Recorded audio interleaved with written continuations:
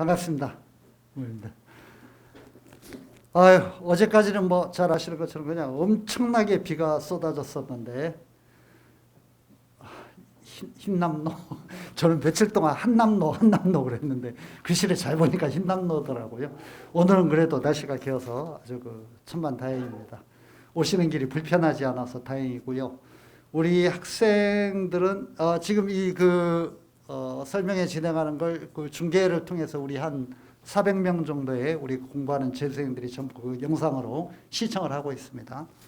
우리 학생들은 9평까지 짧은 기간이 아닌데 수험생 생활을 시작해가지고 9평까지 공부하느라고 아주 고생 많았고 진짜 애 많이 썼고, 우리 부모님들은 뭐 수험생하고 똑같이요, 뒷바라지 하느라고 정말 고생 많이 하셨습니다. 뭐 시험 보면 늘 그렇지만 9평 보고 난 다음에 점수가 만족스럽지는 않으시죠.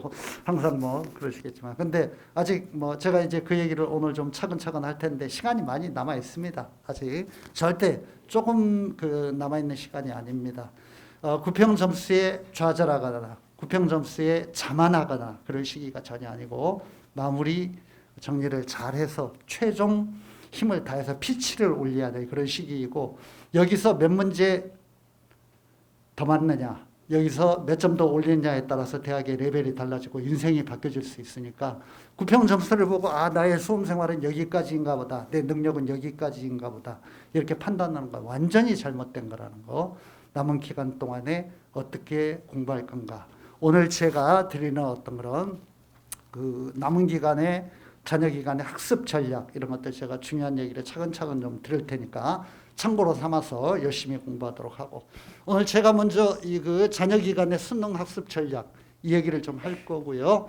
2부에서는 우리 메가스터디 입시 연구소장님이 오셔서 지금 한 일주일 남았네요. 9월 13일부터 수시 원서 접수 들어가죠. 그러니까 수시 원서 접수 전에 최종적으로 점검해야 될 사안, 주의해야 될 사안들, 이런 것들을 대한민국 최고의 입시 전문가로서 상세하게 좀 설명을 해 주실 겁니다. 시간이 걸리더라도 뭐 궁금하신 거 있으면 질문도 좀 하시고, 오늘 뭐 많이 오시지 않았으니까 그러시면 좋을 것 같습니다. 저는 학습 전략 중심으로 좀 얘기를 할 거고요. 일단 9평 분석을 좀 해야 되겠죠. 9평 출제 경향,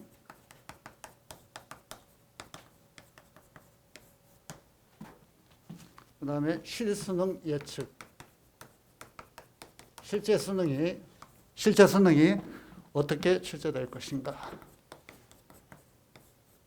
그 다음 전혀 기간에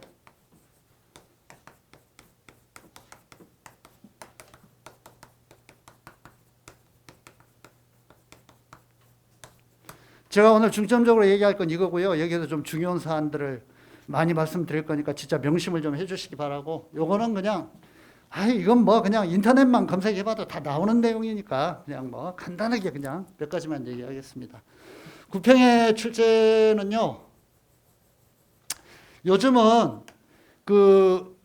수능이 일정한 난이도, 일정한 어떤 출제 방식, 이런 걸로 점점 더 굳어지고 있습니다. 옛날에는 난이도 차이가 막 해마다 엄청 불수능이었다가 막 물수능이었다가 막 그냥 만점자가 몇만 명씩 나오는 그런 수능도 있었고 굉장히 변화가 심했었는데, 요즘은 몇 년 동안 그런 게 완전히 없어졌고, 특히 작년부터 선택형 수능, 국어와 수학에서 선택이 있게 되면서 그런 거 완전히 없어졌습니다. 그냥 이제는 그냥 원점수로 따져가지고 1등급 컷이 몇 점, 2등급 컷이 몇 점, 이렇게 대체적으로 거의 변화가 없습니다. 그냥 굳어지는 경향을 보이고 있습니다.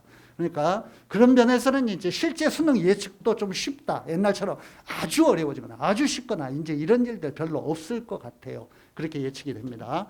9평은 일단 난이도 측면에서 볼 때 그냥 간단하게, 요거는 요 두 가지는 간단하게 제가 얘기하고 넘어갈 겁니다.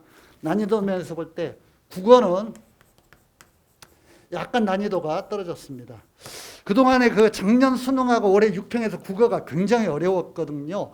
국어에서 새로운 문제 패턴, 이런 것들을 개발하려고 하다 보니까 복합 지문이라고 그래서 서로 이렇게 이제 배경 지식이 다른 어떤 컨텐츠 두 개, 지문 두 개를 동시에 연결시키는 겁니다.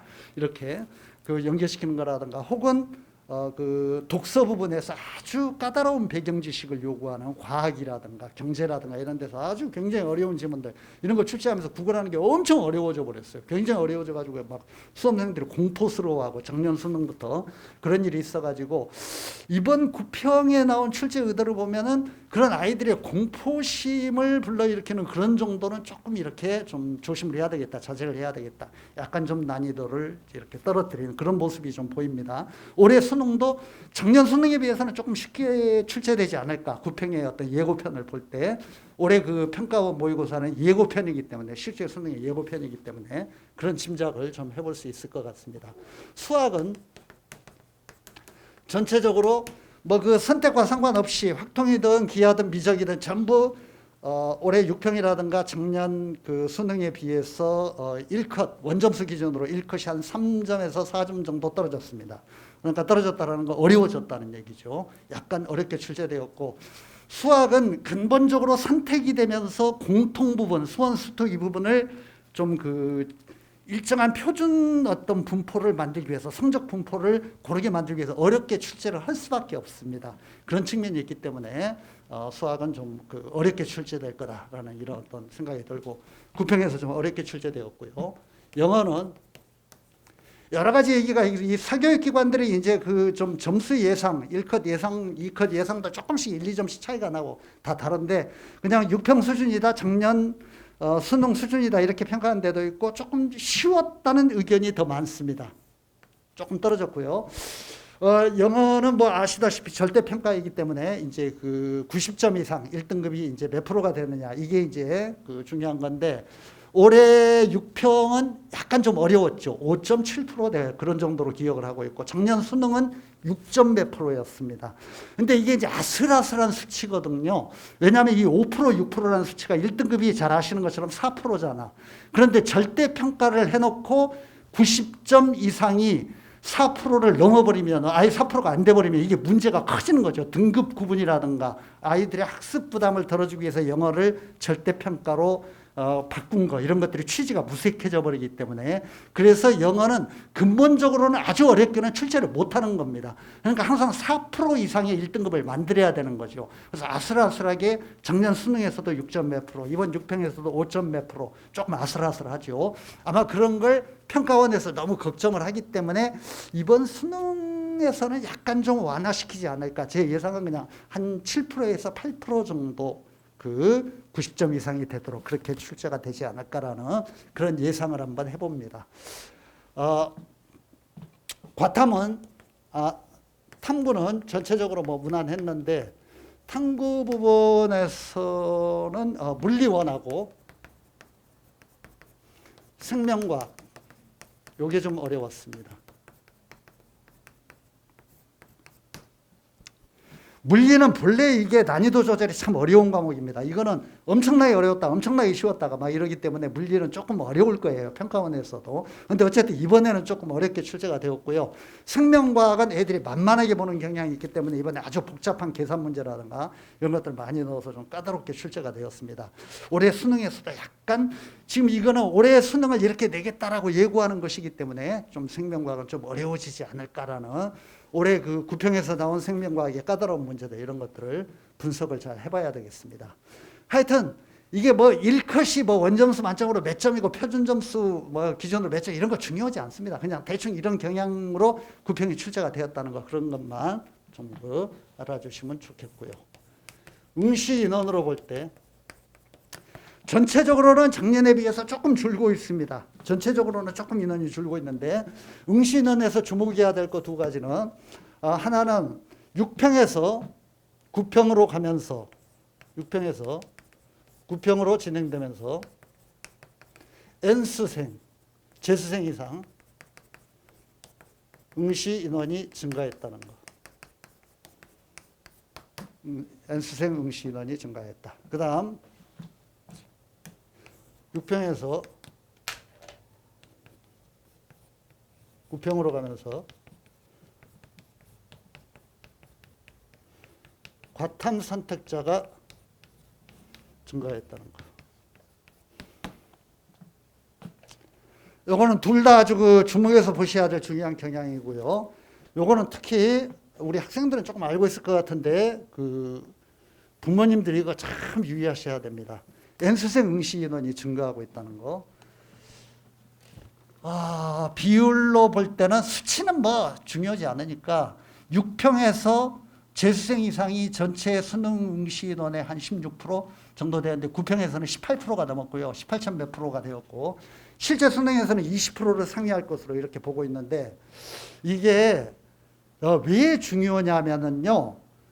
이 그 재수생 이상의 응시 인원들이 자꾸 늘어나면서 아이들의 예상했던 성적보다도 자기가 예상했던 성적보다도 평소에 받았던 성적보다도 6평, 9평에서 자기가 받았던 성적보다도 떨어지는 애들이 많이 발생한다는 거. 이거를 굉장히 유의하셔야 됩니다. 이거는 수험생으로서 아주 알고 있어야 될, 경계해야 될 중요한 사안이고요. 이게 무슨 말이냐면은 좀 설명을 드려야 될 것 같습니다. 요거는 이게 9평 응시 집단입니다. 전체 수험생 9평 응시 집단. 이게 실제 수능 응시 집단입니다. 아마 부모님들 이런 얘기 많이 들어보셨을 거예요. 주변에 친지라든가 이웃 이런 데 그 애들 고3 그 애들 두고 있는 학부모님들 중에서 우리 애가 뭐 평가원 시험도 잘 보고 모의고사 성적도 잘 나오고 그랬는데 이 자식이 간이 약해가지고 심장이 약해서 수능 시험장에 가서 쫄아가지고 그냥 수능을 망쳐가지고 얘가 그냥 뭐 어쩌고 이런 얘기를 참 많이 하시거든요. 걔가요 특별히 심장이 약하고 특별히 간이 약해서 그런 애가 아니야. 그런 애가 아니고 실제로 수능 시험에서는 성적이 떨어지게 돼 있어. 그게 구조적으로 그렇게 돼 있는 거야. 그걸 아셔야 됩니다. 이게 왜 그러냐면요. 9평 응시 집단과 실제 수능의 응시 집단이 이 시험을 보았던 애들 6평에서도 차이가 납니다만 이 애들이 똑같은 애들이 가면은 성적이 떨어진 애들만큼 올라간 애들이 있기 때문에 변할 수가 없죠. 근데 이게 모집단이 바뀌는 거야. 이 집단이 이렇게 가면서 9평 응시 집단에서 이 밑에 부분 실업계를 중심으로 한 수능 포기자들이 항상 매해마다 4만 명에서 5만 명 나와. 그러니까 8등급, 9등급 받쳐주는 애들. 얘들이 빠져버린다고. 수능 포기자야. 수포자 그러면 수학 포기자가 되기 때문에 수능 포기라고 해야 되겠네. 요즘은 수포라는 건 수학 포기이기 때문에 그렇게 쓰이니까. 얘들이 빠져버리고 실제 수능으로 가면은 여기에 새로운 애들이 진입을 해요. 스카이 다니다가 의대 가려고 하는 애들. 이런 애들이 그냥 안 보이다가 다시 수능을 본다고. 이렇게 새로 진입을 한다고, 얘들이.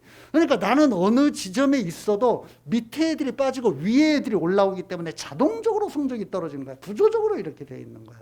그래서 실제 수능으로 가면서 성적이 빠지는 애들이 상승하는 애들보다 훨씬 더 많습니다. 그리고 올해는 예년에 비해서 재수생 이상이 조금 더 많아지는 경향을 보이고 있습니다. 비율상으로 볼 때. 그런 면에서 재수생들은 이미 한번 경험했기 때문에 잘 알고 있습니다만 재학생들은 성적의 하락폭이 자기가 예상했던 것보다 더 클 수 있다는 것. 이런 것들을 염두에 둬야 되고 물론 N수생도 그런 사안을 염두에 둬야 됩니다. 구조적으로 이런 일이 발생하고 있고 이게 확실하게 지금도 벌써 6평에서 9평으로 가면서도 이게 그 N수생이 6평 본 애들보다 9평 본 애들이 많이 늘어났거든요. 그러니까 그런 걸 만 한 5, 6천 명 이렇게 늘어난 걸로 알고 있는데 조심해야 되는 사안입니다. 그 다음 과탐 선택자는 이건 계속 요즘 그 몇 해 수능 동안 사탐 선택자들이 절대적인 우위를 보이던 수능 어떤 그런 인원 분포에서 과탐 선택자들이 계속 많아지고 있습니다. 이거는 여러 가지 이유가 있겠지만 뭐 취업에 유리한 뭐 이런 것도 있고 특히 그 입시에 대해서 조금 아신다면은 지금은 자연계열 공부를 하고 이과 수학을 공부하고 과탐을 시험을 수능을 보고 이런 애들이 문과계열 지원을 많이 할 수 있거든요. 그 물꼬를 터놨습니다. 작년에도 많이 그렇게 지원을 했고 그렇기 때문에 어차피 문과계열 원서를 쓸 수 있기 때문에 나는 과탐 쪽을 시험을 보겠다 이런 애들이 굉장히 많아지고 있습니다. 이 인원이 이렇게 늘어나는 걸로 볼 때는 인문계열 교차 지원이 늘어날 것이다. 대학의 인문계열 교차 지원 늘어날 것이다. 이런 예상이 됩니다. 요거는 이제 나중에 뭐 그 지원 설명회를 할 때 더 상세히 어떤 그런 분석을 하고 설명드릴 내용이지만 어쨌든 전체적으로는 이런 모습이 보이고 있다는 거 기억해 두시기 바랍니다. 출제 경향에 대해서 간단히 말씀드렸고요. 실수능 예측.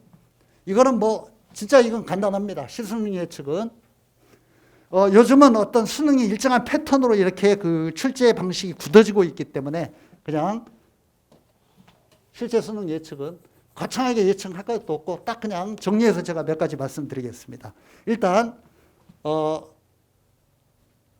난이도 측면에서 볼 때 주요 과목 영어나 수학 같은 이런 주요 과목들은 1등급 컷이 원점수 기준으로 85점에서 90점.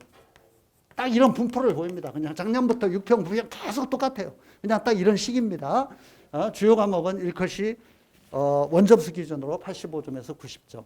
그 다음에 탐구는 1컷이 45점에서 48점. 이런 정도로 적정 난이도로 출제될 것이다. 이거는 난이도라는 건 뭐 본래 예상했던 것과 좀 다를 수 있기 때문에 결과는 좀 달라질 수 있지만 평가원의 출제 의도는 아주 분명합니다. 이걸 딱 목표로 설정하는 거고 6평, 9평에서 이거를 실험해보고 난 다음에 저것보다 조금 너무 어려운 것 같으면 조금 쉽게 출제하고 저것보다 쉬울 것 같으면 조금 어렵게 출제하고 이런 어떤 모습을 보이는 겁니다. 그러니까 적정 난이도로 출제될 것이다.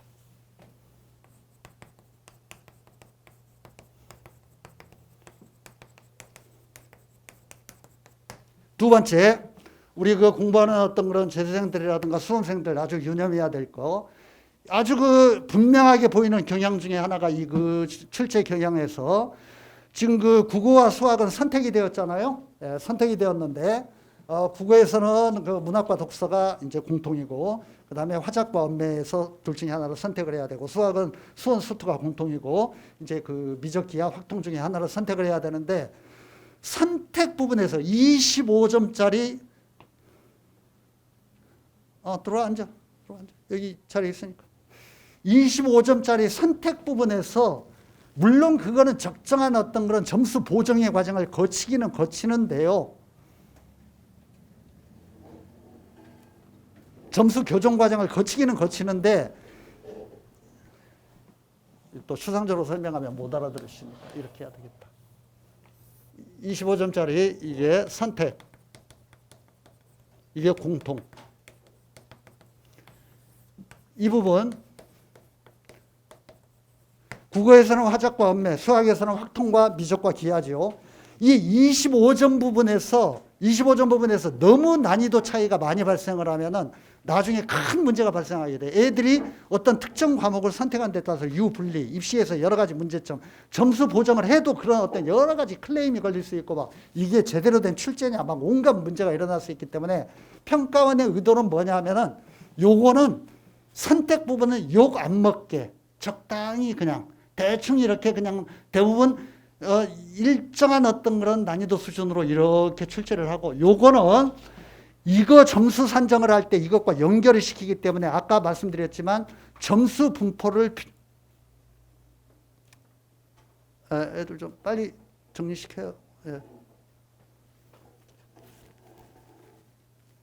점수 분포를 표준적으로 만들어야 되기 때문에 어려운 문제부터 쉬운 문제까지 아주 어려운 문제부터 쉬운 문제까지 차근차근 배열을 하는 겁니다. 이게 아주 쉽거나 아주 어려워지면 이쪽 점수 산정에 큰 영향을 미쳐서 또 문제가 발생하거든요. 그래서 최근에 출제 경향은 이쪽을 어렵게 출제하는 거예요. 이번에 구평에서도 수원, 수투, 수학의 공통 부분에서 어려운 문제들이 상당히 신경향의 어려운 문제들이 많이 출제되었습니다. 그래서 공통 과목은 어렵게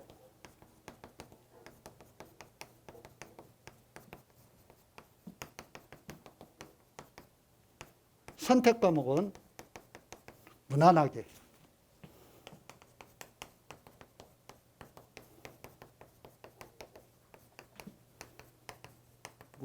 출제될 것이다 라는 이런 예측을 해볼 수 있습니다. 세 번째,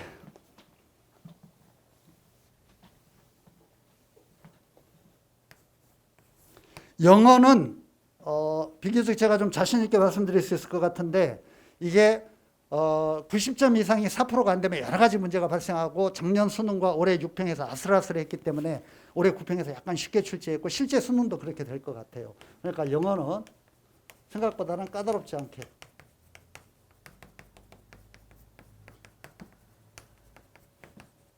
아마 제 생각에는 한 90점 이상 1등급이 7% 내지 8% 정도 되도록 목표로 이렇게 출제될 것이다 라고 이렇게 예상이 됩니다. 네 번째, EBS 연계율은 지금 줄이고 있는 중이기 때문에 그래도 중요하죠. 50% 정도 EBS에서 그 다루었던 그 문제라든가 배경지식, 지문 이런 것들이 다루어지기 때문에 잘 공부해야 되고요. EBS 교재 연계율은 이번 9평에서도 그렇고 50% 정도를 지킬 것이다. 이렇게 예측이 됩니다. 자, 이거는 뭐 그 인터넷 뒤지면 다 나오는 내용들이고 뭐 뻔한 배경 지식들이고요. 그게 중요한 게 아니고 필기하셨으면 이제 제가 오늘 말씀드리는 핵심 사안인 남은 기간의 학습 전략. 요거를 이제 포인트로 좀 말씀드리겠습니다. 일단 이 부분 말씀드리기 전에 두 가지 좀 명심해야 될 거. 이 남은 기간, 지금 오늘이 9월 6일, 수능이 11월 18일이죠? 17일인가요? 그러면은 두 달 열흘 정도 남았네요. 두 달 열흘.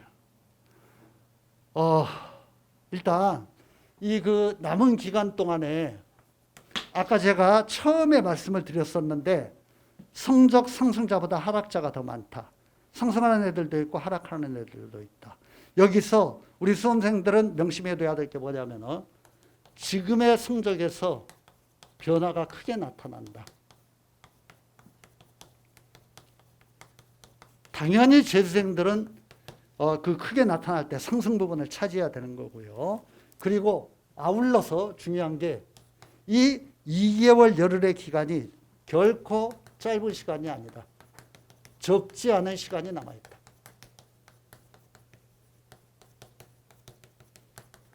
아니 생각을 해보세요.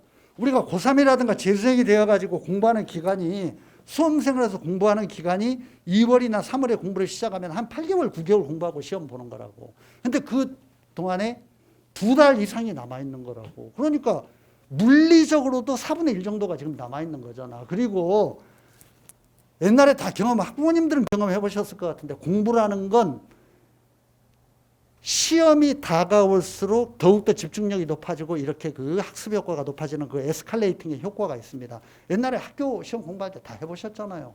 학교 시험 볼 때 막 2주 전, 3주 전에 막 그냥 거창한 막 학습 계획 다 세워가지고 막 온갖 그냥 막 세워놓지만 실천 하나도 못하잖아. 대부분 다 그냥 못하고 시험 보기 하루 전날 벼락 공부하게 되잖아. 근데 그 벼락 공부할 때 왜 이렇게 잘 돼? 머릿속에 막 쏙쏙 들어가잖아. 그때는 그 일주일 전에는 그렇게 안 되던 게. 그리고 맨날 모르겠습니다. 부모님들은 모르시긴 잘 모르겠지만 저는 그랬습니다. 시험 보러 갈 때 맨날 제 생각이 1시간만 더 주면은 이거 진짜 잘할 수 있을 것 같은데 2시간만 더 주면 내가 이거 완벽하게 오고 갈 수 있을 것 같은데 맨날 그러잖아. 공부라는 게 그런 거예요. 항상 공부라는 걸 쫓기면서 그렇게 할 때 더 능률이 오르고 사람의 심리 구조라는 게 그런 식으로 되어 있는 겁니다.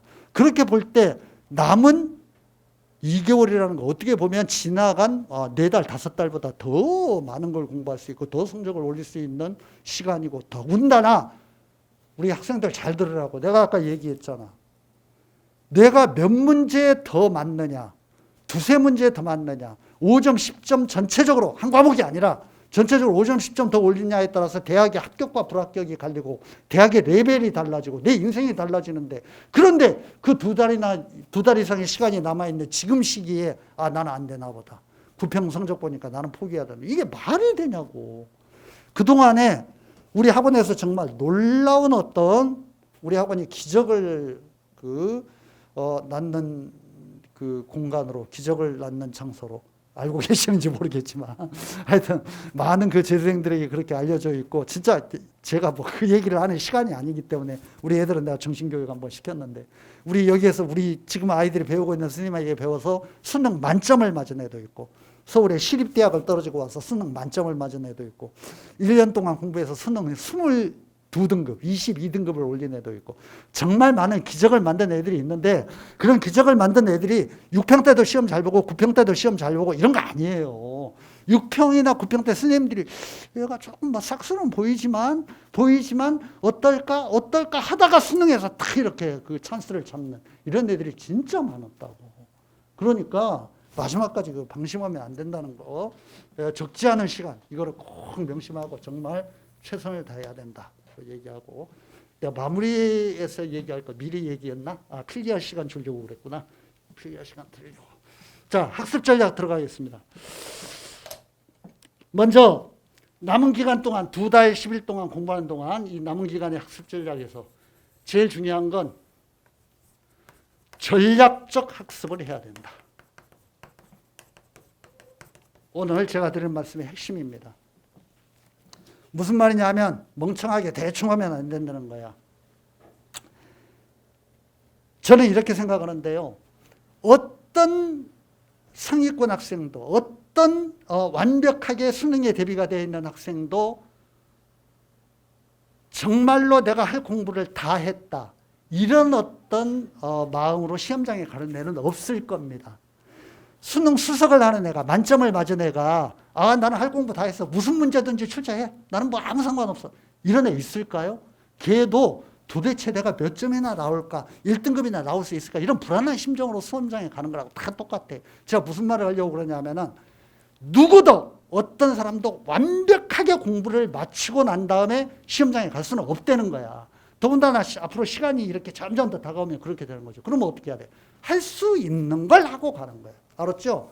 할 수 있는 걸 하고 가는 거라고 모든 걸 다 하는 게 아니라 내가 어떻게 하는 게 가장 등급을 올릴 수 있고 가장 점수를 올릴 수 있는 방안인가. 이걸 생각해야 되는 거죠. 지금 시기에는 특히 그동안에는 기초적인 걸 이렇게 닦아왔기 때문에 거기에 신경을 덜 썼다면 지금부터는 거기에 신경을 많이 써야 되는 거예요. 이 전략적 학습이라는 건 전략이란 말이 참 여러 가지가 있는데 그냥 제가 지금 말씀드린 거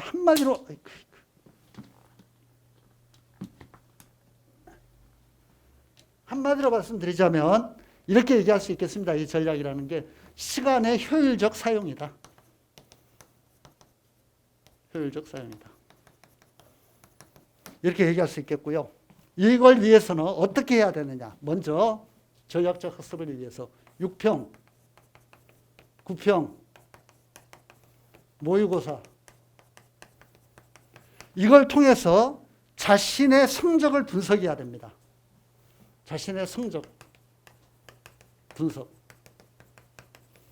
나는 어느 정도의 능력과 실력이 되는 학생이다. 이거를 냉정하게 분석을 해야 됩니다.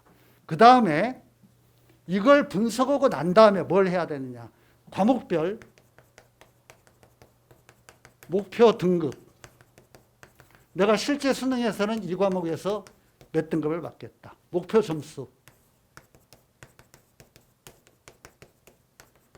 설정해야 됩니다. 아까 얘기했지만은 내가 평소에 3등급, 4등급 맞는 학생인데 나는 목표가 전체가 1등급이야. 이건 말이 안 되는 거야. 허황한 거야. 안 되잖아, 자기 실력으로. 그렇게 하면 또 실패한다고. 알았죠? 그러니까 내가 어떤 데까지 남은 기간 동안 공부를 해서 다가갈 수 있을까. 아마 그냥 구체적인 수치로 얘기를 한다면 등급으로는 과목별로 한 1등급이나 2등급.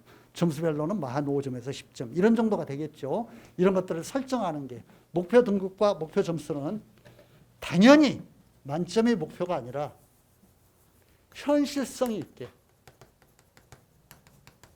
내가 할 수 있는 범위 내에서 설정을 해야 된다. 두 번째, 이 목표 등급을 설정하는 데 있어가지고 아주 중요한 게 뭐냐면은 술시에서 특히 술시에서 교과 전형은 대부분 수능 조건이 다 달려 있잖아. 우리 애들은 다 알고 있지? 예, 교과 전형은 다 달려 있고 종합전형이라든가 논술전형은 일부분 뭐 달려있는 경우도 있고 달려있지 않은 경우도 있습니다만 하여튼 우리 대학의 우리 대학의 이 계열을 합격하려면 최저 학력 조건으로 수능으로 2등급 2개, 3등급 2개, 3과목 합이 6등급 뭐 이런 조건들이 있잖아. 그렇지. 그러면은 일단 수시에서는 그 조건을 통과해야만 경쟁률이 엄청나게 낮아지면서 내가 가능성이 생기는 거야. 그걸 통과하지 못하면 수시 최저 학력 조건을 통과하지 못하면 내가 아무리 무슨 뭐 스펙이 발휘하고 아무리 내신이 좋아도 서류 전형에서 통과가 안 돼버려. 그냥 빼버려. 그거는 최저 조건이 안 되기 때문에. 알았죠? 그러니까 최저 학력 조건은 굉장히 중요한 거기 때문에 작년에 다 고생해봐서 알잖아. 수시에 그냥 그 낭만적 꿈을 꾸다가 최저학력 때문에 다 쓴맛을 보고 그냥 다 돌아섰잖아. 작년에 다 경험했던 거 아니야. 그러니까 수시에 최저학력 조건 관련 과목은 이 과목들 중에서 관련 과목은 학습 시간을 늘려야 된다.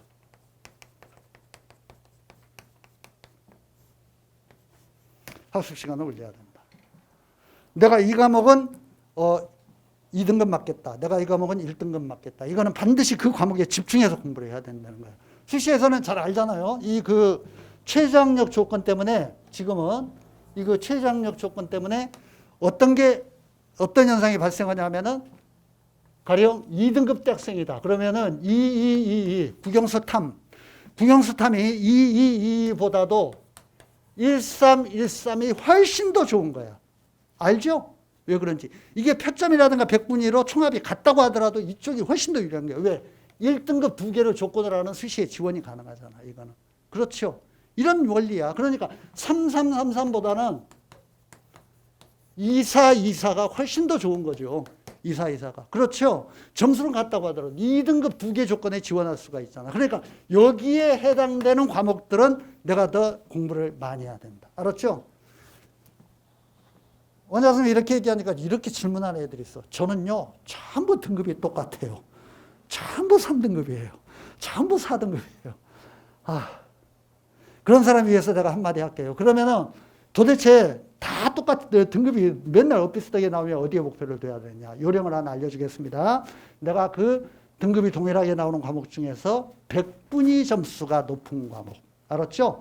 왜냐하면 백분위 점수는 전국의 애들의 등수이기 때문에 다른 등급이 똑같더라도 다른 과목보다 백분위 점수가 높으면 내가 다른 애들보다 앞서 있는 과목이라는 뜻이야. 그러니까 그걸 공부하면은 다른 애들보다 등급을 올릴 가능성이 높아. 알았죠? 그러니까 등급이 같을 경우에는 백분위 점수가 높은 과목.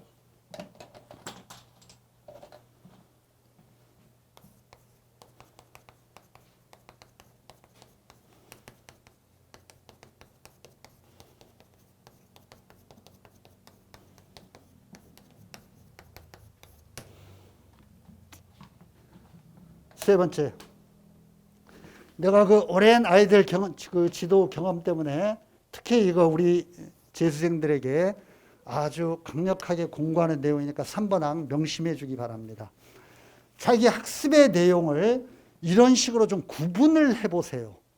그 학습 시간의 어떤 그런 배분을 한다고 할 때 먼저 세 단계로 나누는 겁니다.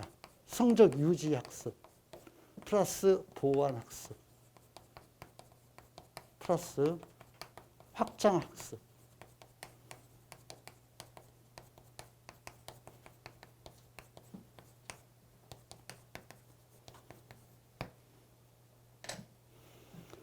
이게 무슨 말이냐면요. 유지학습이라는 건 내가 늘 맞고 잘 아는 어떤 그런 문제와 개념, 배경 지식 그런 것들이야. 알았죠? 그런 것들이야. 그 다음에 보완은 알고 있고 문제도 대충 맞추는데 뭔가 좀 미심쩍어. 그래서 확인이 필요하고 뭔가 좀 더 외워야 되고 좀 더 정밀하게 뭔가 이런 걸 상세하게 좀 이렇게 개념 어떤 그런 정립을 해놔야 되고 이렇게 보충이 필요한 어떤 그런 단원이라든가 과목이라든가 문제 유형이라든가 이런 것들이. 알았죠? 확장학습은 완전히 모르는 거야. 새로운 영역에 도전하는 거야. 내가 진짜 맨날 틀리고 이거는 개념도 잘 안 잡히고 뭔가 어렵다고 생각하는 거. 알았죠? 이런 부분이야. 이게요. 수험생들 잘 들으라고 재수생들. 공부를 하면서 맨날 이것만 생각해. 확장학습 막 모르는 걸 자꾸 하려고 그래. 그것만큼 중요한 게 뭐냐면 아는 걸 지키는 게 중요한 거야. 쉬운 문제를 틀리면 안 돼. 어려운 문제나 쉬운 문제나 점수는 다 비슷한 거야. 알았죠? 여기에서 실수를 해서 틀리면 안 된다고. 그러니까 이거를 제가 이게 균형이란 말을 썼잖아요. 이 부분을 애들이 참 이게 간과한다고. 제가 입시 전문가들하고 얘기를 해보고 우리 선생님들하고 얘기를 해보면요. 선생님들이 가령 수학으로 예를 들어볼까? 기본 계산 문제 철저히 좀 애들이 반복 훈련을 좀 해야 되는데 그걸 안 한다고 애들이. 맨날 그거 다 틀린다고. 실수해가지고. 아주 기본적인 문제들을 계산하다가 자꾸 틀리고 계산하다가 자꾸 틀리고. 이러면 안 되는 거야. 어려운 문제 자꾸 풀려고 하다 이런 것까지 놓치는 거죠. 그런 면에서 이 확장학습, 새로운 걸 공부하는 데만 자꾸 올인하는 것은 아주 좋지 않은 태도이다. 좋지 않다. 이 그 유지학습과 보완학습 이게 이렇게 써드릴게요. 매우 중요하고 특히 이거 명심하세요. 입시 전문가들이 하는 얘기니까. 수능이 다가올수록 여기에 중심을 둬야 돼. 유지와 보완에. 확장이 아니라. 알았죠? 새로운 어려운 문제 풀려고 할 게 아니라 내가 보았던 참고서와 보았던 문제를 자꾸 반복해서 봐야 돼. 이게 중요한 거라고. 아주 중요합니다. 유지학습과 보완학습. 매우 중요하고 수능이 다가올수록 비중을 늘려야 한다.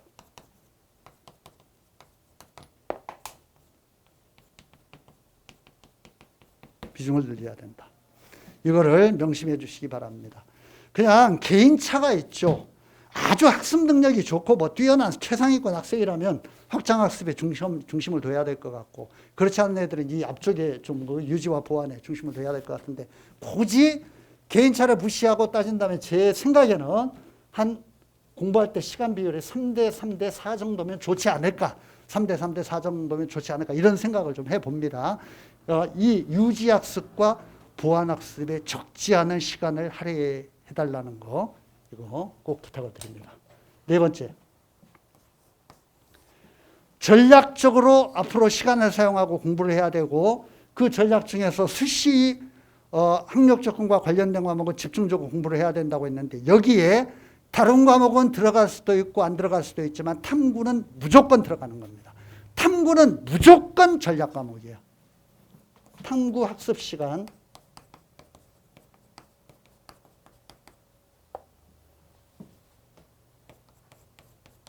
상향시켜야 된다. 탐구는 무조건 전략 과목이에요. 왜? 당연한 거죠. 탐구는 과목에 따라 조금씩 다르긴 하지만 국영수의 학습 콘텐츠가 한 3분의 1에서 5분의 1밖에 안 돼. 그러니까 말하자면 똑같은 시간을 공부해도 훨씬 더 많이 점수를 올릴 수가 있는 거야. 그러니까 탐구는 무조건 잡고 그냥 끝까지 이를 악물고 공부해야 되는 거야.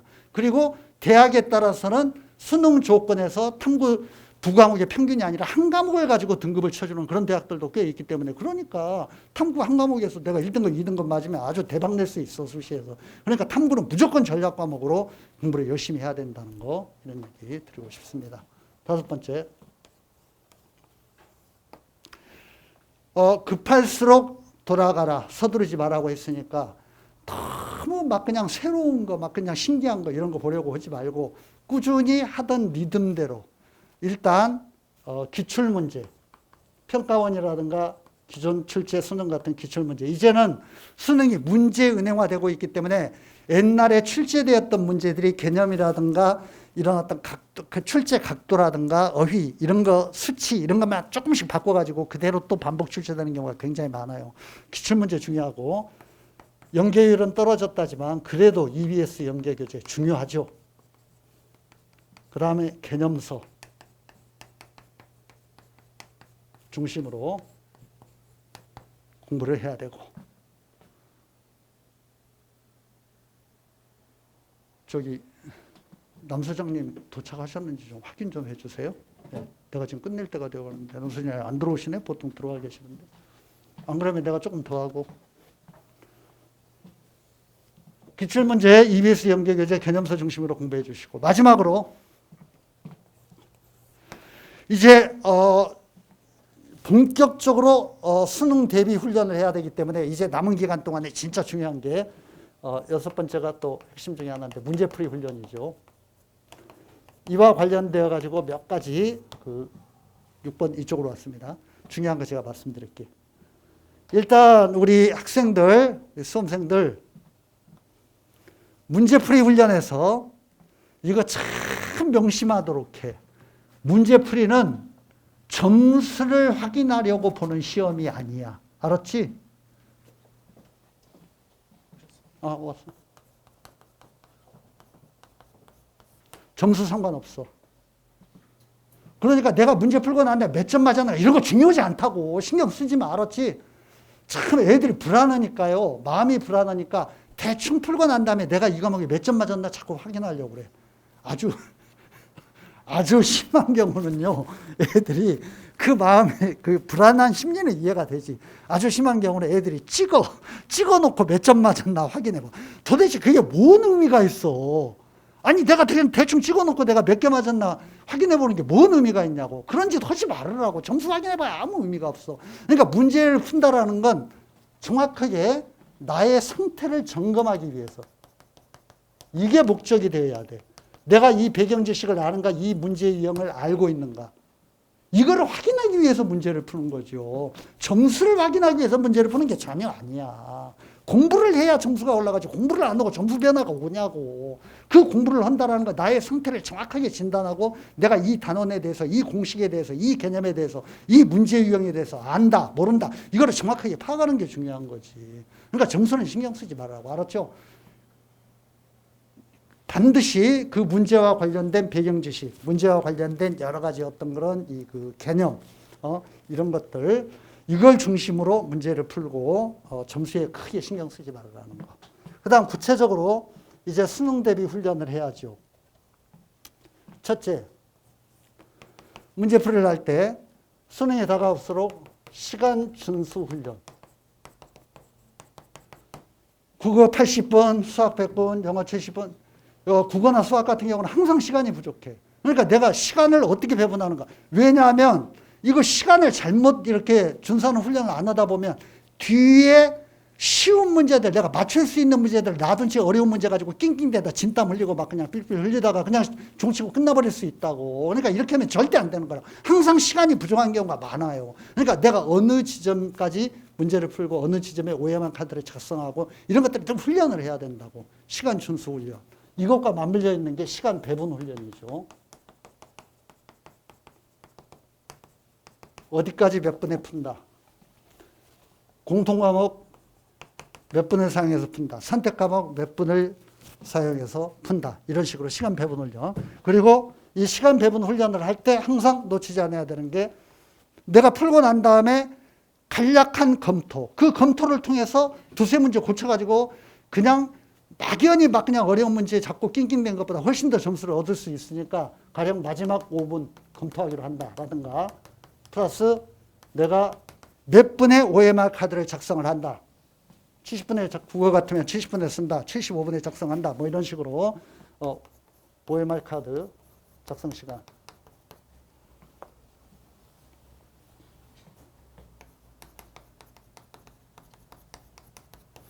포함해가지고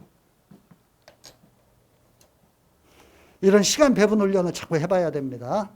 그 다음에 세 번째, 문제풀이 훈련을 할 때 문제 푸는 순서.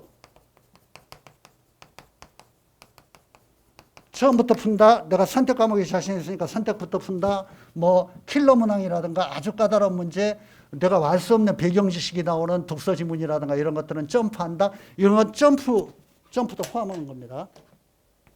중간에 표시만 해놓고 점프를 포함한다.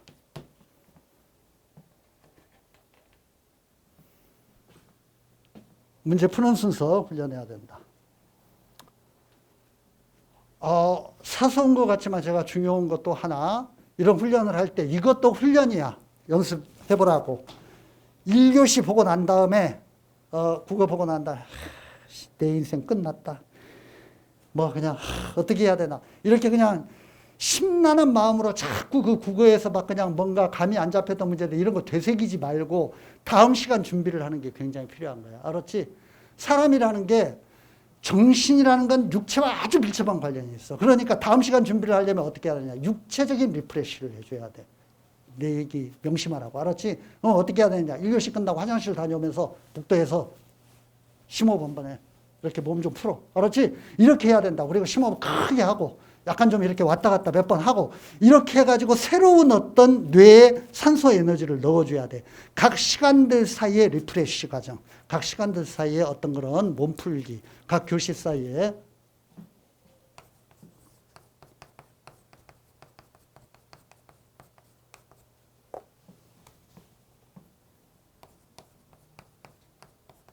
몸풀기, 심호흡. 제발 전 시간 시험 생각하지 말고 전 시간에 시험 본 거 제발 생각하지. 그건 딱 잊어버리는 거야. 그냥 시험 보고 나면. 그리고 다음 시간 생각하면서 가볍게 몸 움직이고 풀고 이렇게 해줘야 됩니다. 이런 것들 좀 명심해달라는 거. 남은 기간에 어떻게 공부해야 될 건가에 대해서 제가 그 중요한 사항은 좀 그 말씀을 드렸고요. 최종적으로 이제 뭐 제가 말씀드린 건 다 드렸고, 불안하다고 그래가지고 우리 학생들 막 그냥 하루 밤새우고 그 다음날 학원에 와서 하루 종일 졸고 이런 일 없도록 규칙적인 생활 리듬, 특히 수능 리듬에 맞춰가지고 아침에 기상시간이라든가 이런 것도 수능 시험장에 가는 시간 이런 데 맞춰가지고 일어나고, 그리고 공부하는 것도 가능하면은 오전에 그 국어와 수학에 맞추고 뭐 오후에 영어 듣기 하면서 이렇게 영어 맞춰보고 이런 식으로 그런 리듬으로 공부하는 게 좋다는 거. 규칙적 학습 리듬. 꾸준하게 유지하고, 그 다음에 오늘 제가 여러 번 말씀드렸던 내용인데 2개월, 10일 짧은 기간이 아니니까 이 기간 동안에 내가 과목당 1, 2등급을 올릴 수 있고 5점, 10점을 올릴 수 있고 그러면 내 인생이 달라진다. 마지막까지 그 몇 문제에 의해 가지고 내 인생이 달라진다고 생각하면 남은 기간 다투면 안 되고 포기하면 안 되고 엉뚱한 생각하면 안 되죠. 최선을 다해야 된다. 우리 재수생들이 공부하는 공간에 여러 가지 뭐 많은 어떤 경구를 붙여놓습니다만, 그래서 애들이 그냥 그걸 보고 늘 좀 감명을 받으라고 아예 그냥 프린트를 해가지고 벽에다 붙여놨는데 여러 가지 좋은 경구가 많은데 그중에 이런 것들이 있습니다. 결승점을 지나고 난 다음에도 뛸 힘이 남아있다면 최선을 다한 것이 아니다. 애들에게 들려주는 말인데, 그러니까 수능 날까지 정말 최선을 다해서 뛰어야 된다는 거. 마지막까지 최선을 다하자. 그렇다고 해서 또 밤샘하고 막 그냥 느닷없이 그러지 말고 규칙적으로 꾸준하게 마지막까지 최선을 다하자. 이런 조언을 드리고 싶고, 제 얘기 참고로 해서 남은 기간 꾸준히 공부하면 좋은 결과가 있을 거라고 확신하고, 또 스님들이 그런 어떤 이런 어떤 인식과 철학을 가지고 여러분들 마지막까지 잘 지도해 나갈 거니까 걱정하지 말고 학원 쭉 다니면서 공부하면 되고, 뒤에 우리 그 남인권 소장님 오셨네요. 오셔가지고 수시 최종 점검상, 구평 분석 이런 것들 더 의미 있는 뒤에 강연이 이어질 겁니다. 저는 정시 지원 설명이라든가 다음에 학생들 모시는 그 설명에서 더 의미 있는 강연과 설명으로 만나뵐 거 약속드리면서 오늘은 이걸로 가름하겠습니다. 감사합니다.